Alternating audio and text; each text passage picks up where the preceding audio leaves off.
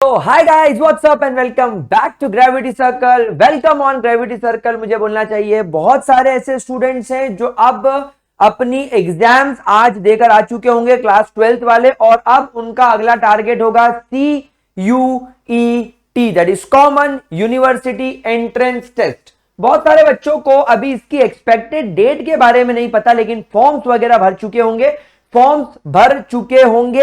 Forms भर रहे हैं, बहुत बढ़िया।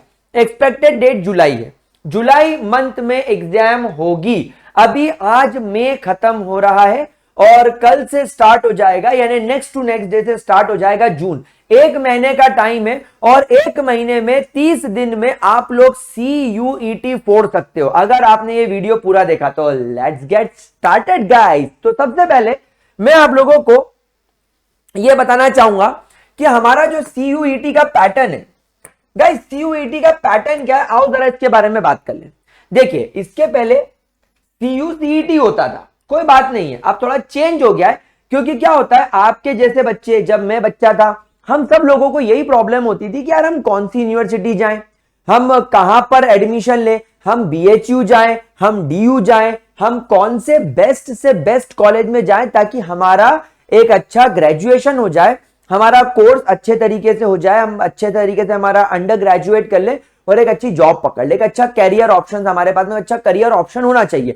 तो आपके मन में भी सेम डाउट है। तो गवर्नमेंट ने क्या किया, NTA, नेशनल टेस्टिंग एजेंसी, जो हमारी JEE और नीट का पेपर बनाती है, उन्हें एक नया टारगेट सौंपा। उनको बोला कि आप एक ऐसी एग्जाम डिजाइन करो जो इंडिया के जितने भी यूनिवर्सिटीज है वो उसमें पार्टिसिपेट कर सकते हैं। अब ये यूनिवर्सिटी के ऊपर छोड़ा कि आप उसमें आना चाहते हो या नहीं, लेकिन जो टॉप मोस्ट यूनिवर्सिटीज इंडिया की हैं वो आगे आ चुकी हैं और उन्होंने इसमें पार्टिसिपेट किया है। अब इन यूनिवर्सिटीज के लिए आप लोगों को एक टेस्ट देना होगा, दैट इज CUET। हाँ, ऐसा जरूर हो सकता है कि अलग अलग यूनिवर्सिटी के कुछ पैटर्न में चेंजेस हो, लेकिन वो इसके बाहर नहीं जाएगा। इसमें से कुछ कम हो सकता है लेकिन ज्यादा कुछ नहीं होगा। तो अब हम लोग समझते हैं कि क्या है गाइस, आपका जो सेक्शन 1A और सेक्शन 1B है, ये प्योरली लैंग्वेज बेस्ड है। आपको इसमें अपनी लैंग्वेज के ऊपर काम करना है। जैसे आपने सेक्शन A में फॉर एग्जांपल इंग्लिश चूज कर लिया और आप सेक्शन B में फॉर एग्जांपल आप तमिलियन है, आपने तमिल चूज कर ली, तो आपका ये लैंग्वेज का हो गया। बेसिकली इसके अंदर आपको 50 क्वेश्चंस देखने को मिलेंगे, 50 क्वेश्चंस, उसमें तो आपको 40 लगाने हैं, आपको 45 मिनट्स का टाइम दिया जाएगा। सेक्शन नंबर B आपका सब्जेक्ट स्पेसिफाइड डोमेन होगा। दैट मींस अगर आप मैथ्स के स्टूडेंट हैं, फिजिक्स केमिस्ट्री मैथ, आप बायो के स्टूडेंट हैं, फिजिक्स केमिस्ट्री बायोलॉजी, आप कॉमर्स के स्टूडेंट्स हैं, इकोनॉमिक्स, अकाउंटेंसी, बिजनेस मैनेजमेंट, या जो भी आपके टॉपिक्स है। अगर आप आर्ट्स के हैं तो लाइकवाइज आप इंग्लिश ऑनर्स करना चाहते हैं तो लाइकवाइज आपके डोमेन स्पेसिफिक सब्जेक्ट्स होते हैं। इसमें 50 क्वेश्चन आएंगे, 40 करने रहेंगे, 45 मिनट्स का टाइम रहेगा। सेक्शन नंबर 3 आपका जनरल टेस्ट रहेगा, जिसमें आपको 75 क्वेश्चन रहेंगे, 60 करने रहेंगे, 60 मिनट का आपको इसके अंदर टाइम रहेगा। एक एक करके मैं सारे सेक्शन की बात करूंगा, लेकिन यहां पर मुझे सबसे ज्यादा जो इंपॉर्टेंस देनी है वो डोमेन स्पेसिफाइड सब्जेक्ट को देनी है। देखिए गाइस, डोमेन स्पेसिफाइड सब्जेक्ट की अगर मैं आप लोगों से बात करूं तो डोमेन स्पेसिफाइड सब्जेक्ट के अंदर 27 डोमेन जो इंडिया में चलते हैं वो दिए गए हैं। ठीक है, आप इसके अंदर मैक्सिमम 6 डोमेन्स तक सिलेक्ट कर सकते हो as desired by applicable universities. अलग अलग यूनिवर्सिटीज के अलग अलग होंगे, वो आई गेस आप लोगों ने भर लिए होंगे। गाइस 40 क्वेश्चन में से 50 में से आपको 40 अटेम्प्ट करने, सारे MCQs बेस्ड होंगे और NCERT बुक से क्लास 12th का सिलेबस रहेगा। यानी आप लोग अगर अभी क्लास 12th में हैं तो बस आप लोगों को आपको NCERT रिवाइज करनी है। अब प्रॉब्लम किसके साथ आती है, स्टेट बोर्ड वाले बच्चों के। तमिल बोर्ड का कोई बच्चा है, हरियाणा बोर्ड का कोई बच्चा है, दिल्ली जोन का कोई बच्चा है, राजस्थान बोर्ड का, मध्य प्रदेश बोर्ड का जो बच्चा है, आप लोगों को NCERT पढ़नी पड़ेगी। अब आप लोगों के लिए टेंशन वाला काम हो गया, क्योंकि आपने तो कभी NCERT पढ़ी नहीं, आप लोगों ने तो 11th और 12th में अपने स्टेट बोर्ड से किताबें पढ़ी। तो सर अब आप मुझे बताओ कि क्या एक महीने के अंदर, सिर्फ और सिर्फ एक महीने के अंदर क्या मैं NCERT पूरी कंप्लीट कर पाऊंगा? तो जवाब है नहीं। अगर आप एक महीने के अंदर इस NCERT को रीड करने बैठोगे तो भी परेशानी आ जाएगी। तो सर क्या करें? कुछ तुमको रिलैक्स करने की कोशिश करता हूं। देखो, आप किसी भी स्टेट बोर्ड से हो, आप लोगों ने क्लास 11th और क्लास 12th में वो चैप्टर जरूर पढ़े होंगे। जैसे एक एग्जांपल बताता हूं, मध्य प्रदेश बोर्ड में कुछ टाइम पहले तक क्या होता था, क्लास 11th में उन लोगों को जेनेटिक्स और सेल फिजियोलॉजी ये सब आता था, लेकिन एनसीईआरटी में ये सब 12th में आ जाता है। तो अगर आप एनसीईआरटी पढ़ते हो, अगर आप सीबीएसई बोर्ड के स्टूडेंट हो तो आप क्लास 12th में जेनेटिक्स पढ़ोगे, लेकिन अगर आप एमपी बोर्ड के स्टूडेंट हो तो आप 11th में जेनेटिक्स पढ़ोगे, लेकिन जेनेटिक्स तो पढ़ोगे भाई 11th हो या 12th हो, आपने पिछले 2 साल में कुछ ना कुछ पढ़ा है। तो सर अब हमारे लिए क्या प्रॉब्लम हो जाएगी, हमको अब 11th का रिवाइज करना रहेगा। तो गाइज इसके लिए मेरे पास में बहुत सही ऑप्शन आया है, और वो सही ऑप्शन है आपकी ओसवाल गुरुकुल की ये बुक। गाइज ये मैंने आपको केमिस्ट्री के लिए दिखा रहा हूं क्योंकि मेरा डोमेन केमिस्ट्री है, एंड ये मेरी पर्सनल गारंटी है, मैं ये बुक देख चुका हूं। मैं ये बुक मार्केट से खरीद के लाया था, मैंने मार्केट में विजिट किया, मैंने बहुत सारी किताबें देखी जो अभी अभी सीयूईटी पर आई है, and I found this book very good. ये मैंने अमेजॉन से इसका फोटो उठाया है। तो गाइज ये जो बुक है, आप इसके अंदर अपने सभी सब्जेक्ट की, अगर आप बायो की लेना चाहें, maths, physics, chemistry, business study, economics यानी कॉमर्स और साइंस, सभी बैकग्राउंड की आपको ये बुक मिल जाएगी, इंडिविजुअल सब्जेक्ट की सस्ती किताब है, आप ये बुक ले सकते हो। इस बुक की खासियत मुझे क्या लगी, ये बुक आपके जो सीयूईटी के पैटर्न पर बेस्ड है।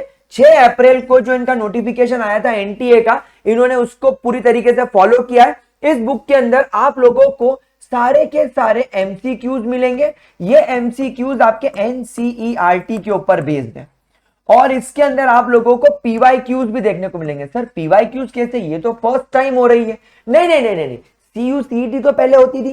तो बहुत सारे यूनिवर्सिटीज के पेपर्स को इन्होंने मॉडिफाई करके, उसको एनालाइज करके, उसके लेवल को उठाकर, जेई नीट के लेवल को उठाकर, क्योंकि एनटीए करवा रहा है, इन्होंने बुक डिजाइन करी है, and I found this book very good.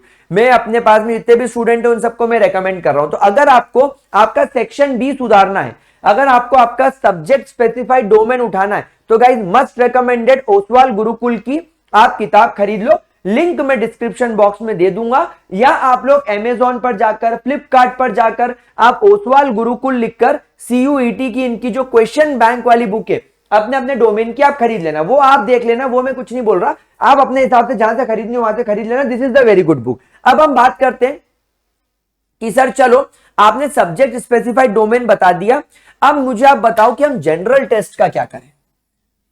Sir general test के अंदर हम लोगों के 60 क्वेश्चन हमको करने रहेंगे आउट ऑफ 75। अच्छा, for any undergraduate program और program offered by university where general test is belong use for admission, यानी कि यहां पर मुझे ऐसा लग रहा है कि कई ऐसी यूनिवर्सिटीज है जिसमें इसकी जरूरत नहीं पड़ती, बट हम लोग क्योंकि पूरे इंडिया की अलग अलग यूनिवर्सिटीज को टारगेट कर रहे हैं, हमें इसके लिए प्रिपेयर करना है। अगर आपने इसको चूज नहीं किया, मतलब आपने किसी यूनिवर्सिटी चूज करी जिसमें ये नहीं आ रहा है, तो कोई बात नहीं, लेकिन आप लोगों को इसका प्रिपरेशन करके रखना चाहिए था। तो कैसे इसका प्रिपरेशन करें, मतलब अगर आपने फॉर्म भरा है और आपकी पर्टिकुलर यूनिवर्सिटी जिसमें आप जाना चाह रहे हो उसमें जनरल टेस्ट की जरूरत है, तो इसका प्रिपरेशन कैसे करें, पहले जरा इसका सिलेबस समझते हैं। 60 मिनट में 60 क्वेश्चन, लेवल इजी आएगा, लेवल इजी टू मीडियम रहेगा, और आप लोगों से यह उम्मीद की जाएगी कि 1 मिनट में एक क्वेश्चन सॉल्व करोगे। अब अगर आप फास्ट हुए तो आप इसमें जीतोगे, आप स्लो हुए तो आप 60 क्वेश्चन नहीं कर पाओगे। क्वेश्चन सब कर पाओगे, तुमको 60 के 60 क्वेश्चन लगेंगे, ये भी आता है, ये भी कर लूं, ये भी कर लूं, लेकिन समय नहीं मिल पाएगा। तो गाइज आप लोगों को यहां पर ध्यान रखना है कि इसके अंदर आएगा क्या क्या। देखो, general knowledge and current affairs, ये 2 चीजों के लिए मैं आपको रेकमेंड करूंगा, आप अभी अभी अपने गूगल प्ले स्टोर पर जाइए और आप एप्लीकेशन सर्च कीजिए, जैसे कि for example the Hindu, India का one of the best newspaper the Hindu, इसकी इंग्लिश बहुत फाड़ू होती है। उसके बाद टाइम्स ऑफ इंडिया, आप Times of India, Hindustan Times, आप ये पेपर की ऐप डाउनलोड करें। गाइस ऐप डाउनलोड करने से क्या होगा, अभी इंडिया में जो करंट चल रहा है आपको उसके बारे में सारी इंफॉर्मेशन मिलेगी, आपको रोज इसके आर्टिकल्स पढ़ने हैं, और आप लोगों को इस ऐप की मदद से पास्ट फ्यू मंथ में इंडिया में क्या हुआ है, जनरली ऐसा बोला जाता है कि लास्ट 6 मंथ को जनरल अफेयर्स में गिना जाता है, यानी आप जिस दिन एग्जाम दे रहे हो उस एग्जाम के दिन से 6 महीने पहले तक इंडिया में क्या घटा। पंजाब में इलेक्शन हुए, अभी एक सिद्धू मूसा वाला जो एक सिंगर है, उनकी हत्या हुई, कैसे हुई, क्यों हुई, फिर आपके कहां इलेक्शंस होने वाले हैं, क्या इंडिया में आया, क्या इंडिया में गया, कोविड कैसे बढ़ा, क्या हुआ, कौन सा इंजेक्शन लगा, वो सारी चीजें करंट अफेयर में आपके आ जाएगी। और गाइज ये ऐप आपको उसमें मदद करेगी। दूसरा, जनरल एंड मेंटल एबिलिटी, कोई चिंता वाली बात नहीं है।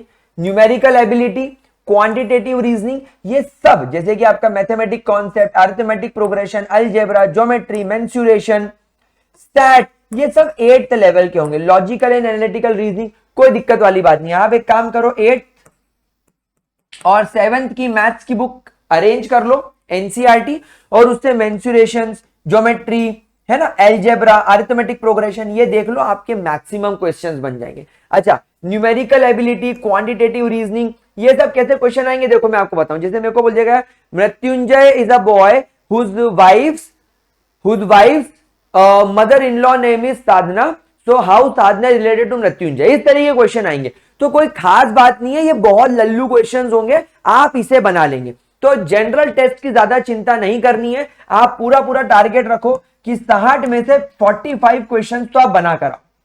अच्छा, उसके बाद सर अब आप मुझे बताओ कि हम लैंग्वेज की कैसे प्रिपरेशन करें। मुझे ऐसा लगता है that maximum of the student have chosen English.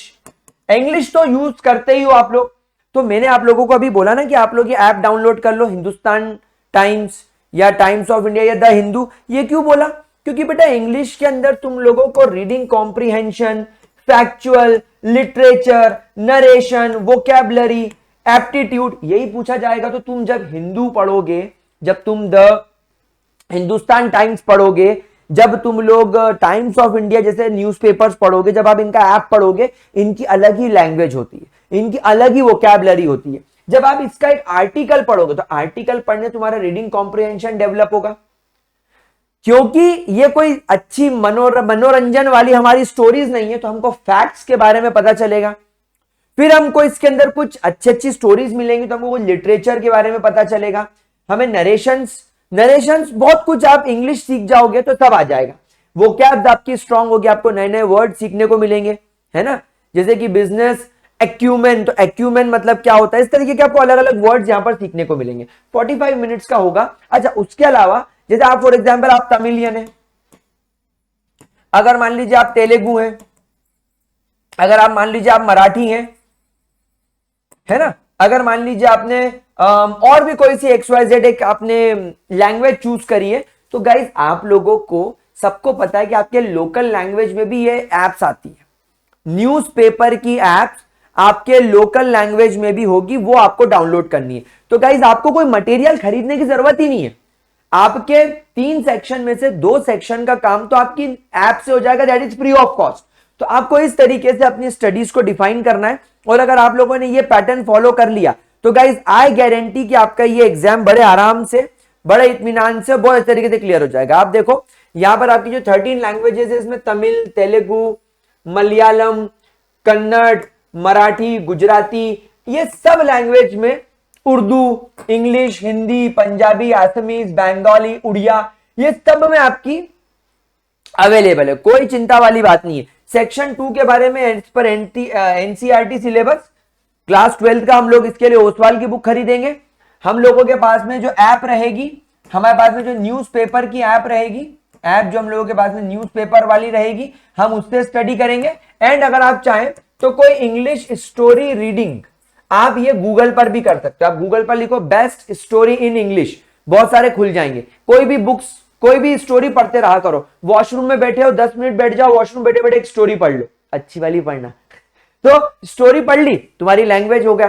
तुमने बंगाली चूज किया, बंगाली में एक स्टोरी ले लो। तुमने उर्दू चूज करी, उर्दू की एक स्टोरी पढ़ लो। इंग्लिश चूज करी, इंग्लिश की स्टोरी पढ़ लो। जो ऐप न्यूज़पेपर डाउनलोड कर रहे हो, जो लैंग्वेज आपने चूज करी वैसी कर लो। और ये यहां पर तुम्हारा करंट अफेयर, जनरल नॉलेज वो ऐप की वजह से हो गया। और बाकी आप क्या करोगे, आप किसी भी 7th और 8th के बच्चे को पकड़ोगे, उसको 2 रापट मारोगे और उससे 8th और 7th की बुक मैथ्स की छीनोगे और आपका काम खत्म करोगे। गाइस, एक मंथ के अंदर अंदर आप इतने प्रिपेयर हो जाओगे कि आप ये टेस्ट दे सको। देखो गाइस, आप बिल्कुल चिंता मत करो, सिर्फ अपने सेक्शन बी पर फोकस करो, क्योंकि सेक्शन बी के बेसिस पर आपको आपका कोर्स मिलेगा।